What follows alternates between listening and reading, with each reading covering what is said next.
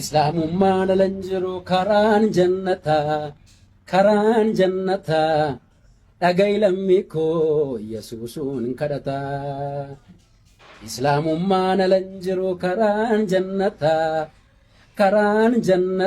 هاي طوال كليسو إسلام ما كيس إنسانه أكن الرادب بتاعته هر أنت نمو يسوس فيوهن كرتا إساجر إسان واقع يعني الله يسوس كرتو سان ديسه gara Yesuusii kadhataatti deebi'e jechuudha.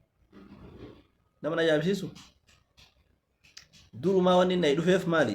Fooloo barbaacha akkasuma duniyaa as dhufeennaan fooloo leewumaa hin dhabee maaliif namni xawalwaallee akkanaa kana baay'isee fooloo hin godhu akkasuma ammas gargaarsallee makiinaa haa bitanii fedhina fakkaate humaa hin arganne garuu baay'ee gargaaramaa ture keessatti wanni inni ittiin jiraataa ture ummata muslimaatu isa gargaaraa ture hagatti islaamii kana keessatti jechuudha. Garuu ammoo inni guddaa barbaadee dhufe guddaa san ka ummanni muslimaa warshaa birriitii miti sii galee hin saalfatu diqquma namni hin saalfatu ni ammas waan inni haasa'e haa dhageeffannu wajjuma. Ergaa tokko dabarsuu barbaada. Innis ergaan ani dabarsuu barbaadu waa islaamummaati. Islaamummaan dur ture. Ammas islaamummaan jira. Boris islaamummaan hin jiraata. Islaamummaan warqee yoo jenne warqeen hin bada. Islaamummaan warqee badu miti. Ibiddaaf ibsaa yoo jenne ibsaan hin dhaama. Islaamummaan islaamummaa dhaamu miti. Damma yoo jenne dammi waan xiqqoo nyaatanii quufu islaamummaan hin quufamu. Maashaallah. Islaamummaan kan irraa hin quufamne yoo birrii argatan bichaadha. Yoo ammoo makiinaa siin bitin yoo mana siin ijaarin irraa quufama. Duniyaadhaa fi islaamummaa wal bira fidin sii galee islaamummaa fi duniyaa wal afoo qabdee hin laalin. Islaamummaan gaafa duniyaa qabduuf hin qabnes gaafa makiinaa qabduuf hin qabnes gaafa mana qabduuf hin qabnes irraa hin quufamu. waan dura qarrate san hin dagatin sii galee. الرسول صلى الله عليه وسلم يقول خياركم في الجاهلية خياركم في الإسلام جران filatamaan keessan maratamaan keessan gaariin keessan kawita kufrii keessa jiru kawita jaahiliyaa keessa jiru nama gaarii ta'e gaafa islaamummaa keessa as dhufellee gaarii namaati jedhan.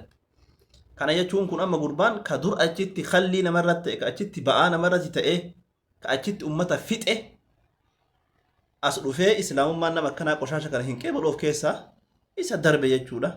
Fa'iilaa alhamdu wa shukru nama islaamummaa balleessuuf islaamummaa tana waa godha jettee yaaddu.